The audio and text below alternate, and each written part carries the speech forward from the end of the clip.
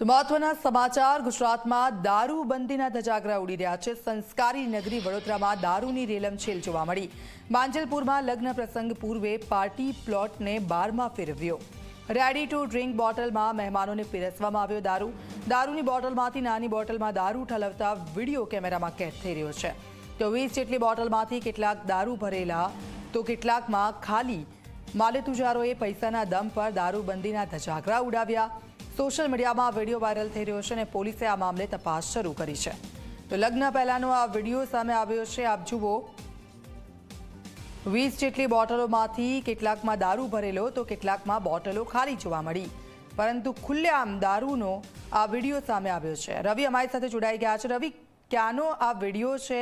કોના લગ્ન પ્રસંગમાં આ પ્રકારે દારૂની રેલમછેલ જોવા મળી અને શું કાર્યવાહી વિડીયો સામે આવ્યા બાદ?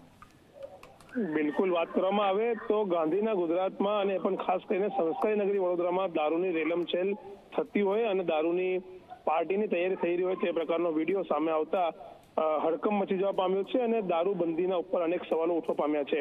મહત્વની બાબત છે કે માંજલપુરમાં લગ્ન પ્રસંગ પૂર્વે એક પાર્ટી પ્લોટમાં જે છે તે પાર્ટી પ્લોટ બારમાં ફેરવાવ્યો અને ત્યાં જ રેડી ટુ ડ્રિંક બોટલમાં મહેમાનોને દારૂ પીરસવામાં આવ્યો હોય તે પ્રકારની બોટલો તૈયાર કરવામાં આવી રહી છે।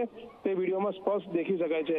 સ્કોચ વિસ્કીની બોટલને નાની બોટલમાં ઠાલવામાં આવી રહી છે અને રેડી ટુ ડ્રિંક બોટલ જે છે તે તૈયાર કરવામાં આવી રહી છે અને તે પછી મહેમાનોને પીરસવામાં આવનાર છે।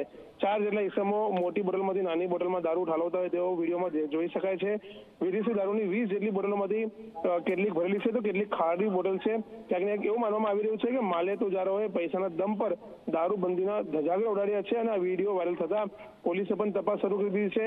કયો પાર્ટી પ્લોટ છે, કોના લગ્ન હતા તે તમામ દિશામાં પોલીસ તપાસ કરી રહી છે, પરંતુ હજુ સુધી કોઈ પણ માહિતી, સત્તાવાર માહિતી પોલીસ તરફથી આપવામાં નથી આવી। પરંતુ એક વાત નક્કી છે કે ગુજરાતમાં જે દારૂબંધી છે તે ક્યાંક ને ક્યાંક આ વિડીયો પરથી દારૂબંધીના લીરે ઉડી રહ્યા હોય તે સ્પષ્ટ દેખાઈ રહ્યું છે। જી, બિલકુલ આભાર રવિ સમગ્ર વિગત બદલ।